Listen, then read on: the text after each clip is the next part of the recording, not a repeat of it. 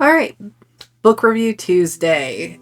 Welcome back to A Well-Read Nerd. I'm Amber, and if you're new here on Tuesdays, I review books. It's a thing. In any case, today we are going to be talking about Throne of Darkness by Spencer Russell Smith. Now, Spencer is by mutual over on TikTok. He's an indie author, and he writes primarily like space opera right now. This is the first in his series, and he sent me a free copy of this and the second one, maybe the third one, in the series, so I could read it and review it for you guys. So that's what we're going to do today. I'm going to try to keep this relatively short, just because if I were to go through everything in the book, I would be here for 9 hours. And if you guys would ever like a 9-hour long stream about or live about a space opera, feel free. I'll clear up a random Tuesday night and do that. In this case, we're just going to be talking about it in a concise way. Now, the main beat of the series follows basically a planet that is like tidal locked, like one side always faces sun, one side always faces like darkness, and the planet is slowly dying, and the two factions have been, the ones on the light side and the ones on the dark side, have been fighting back for a while. The ones on the light side, led by their god king, have sort of won the war for right now, and they are planning on basically like leaving this dying world, and it's basically a time like thing until like the Exodus moment when they all leave. Now, because this is a space opera, like there are gods and there's technology and it's all wrapped up together.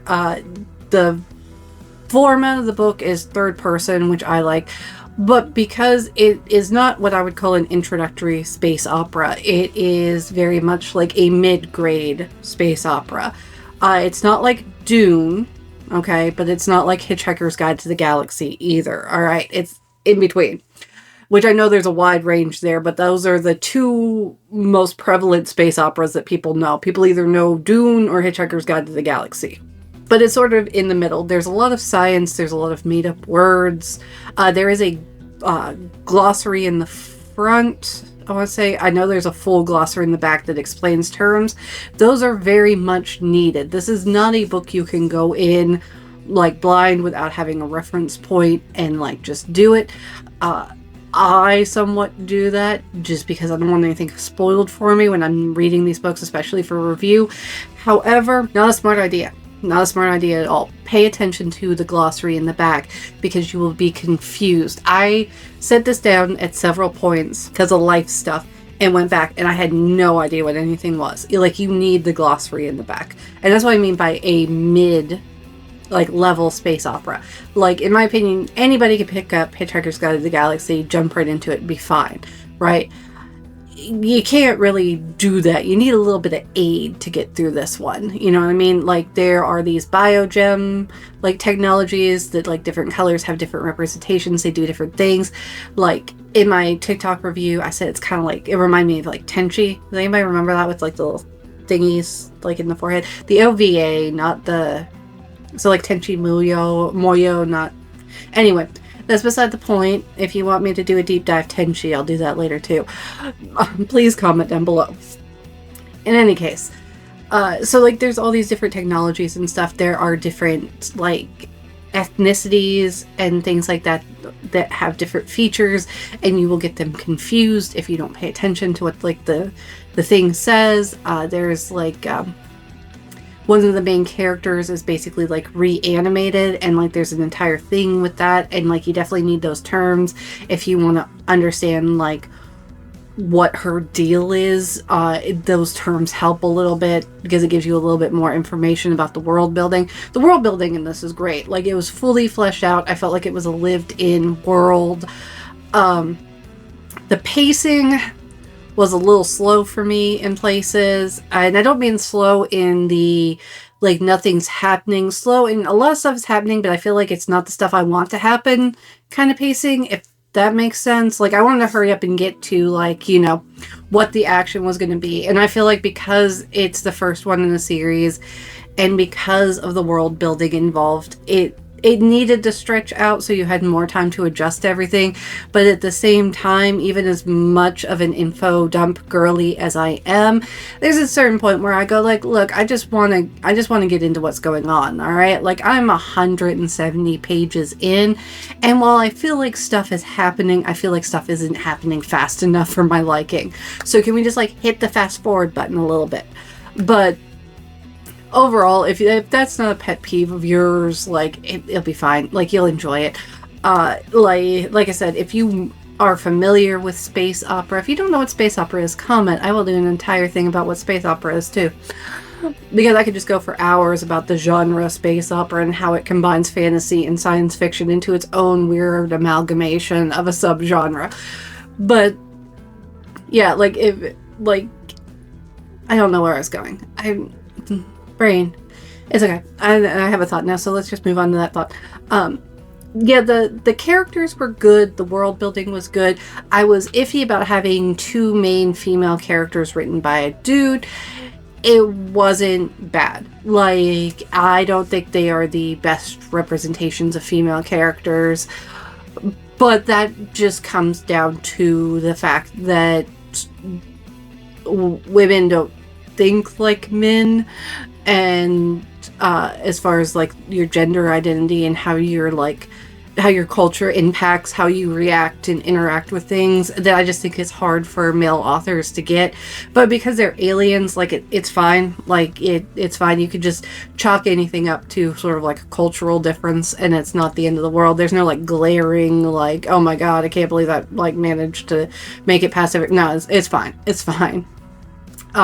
The ending, kind of anticlimactic from my opinion, but it is the first one in the series. I don't know what I was expecting, but I kind of got to the end and I was like, oh, okay, I'm gonna have to read the second one kind of deal.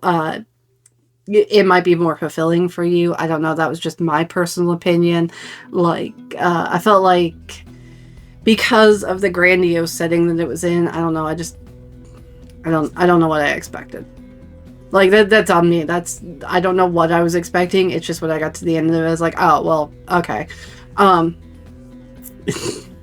know how else to explain my emotions. But it does make me think I'll really enjoy the second one. Because like I said, there's 2 sequels, I think, which I already have, which I will be doing reviews for you guys at some point. But overall, I would say this is a good book. I would recommend it. I will say, because of those little critiques I have, he has an omnibus coming out sometime. I'll see if I can link his link tree down below, see if it'll let me do that.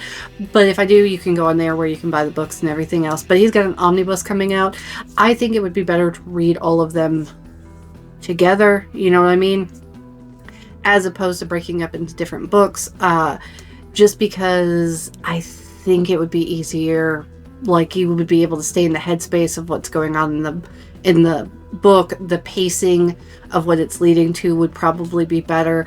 Like I said, that, like, you know, if something doesn't exactly hit right in the moment, you just go like, oh, it's just another beat in the story, as opposed to like, oh no, this is like the midpoint reversal of the first one. And you know what I mean? Like, I just think it would be better overall to read them all together. And I think one day I'm gonna go back and just do that, because that my life doesn't allow for that right now. But when it does, just read them like all together as one continuous story, and I think that might hit better for me.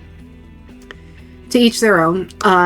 In any case, if I had to give this a star rating, because Goodreads makes me, it would be a 4 stars. I liked it. Is it an immediate fave? Oh my god, I can't stop talking about this book. No, it was good. It was solid. It was entertaining. I had a good time reading it. I want to read the next one. Like, that's where that comes in. In all honesty, if this wasn't such a niche genre that I like so much and hold such a personal, like, connection with in myself, you know, I would probably, if I'm being honest, rate it a 3. But because I do love space opera so much, and it is so hard to find good books that are space operas, I go light on the rating because, like, you know, I mean, it's like when I, you know, see a horror movie that's not necessarily the best, but it's in the niche I want to watch it in, or really any movie that is in the niche I want to watch in.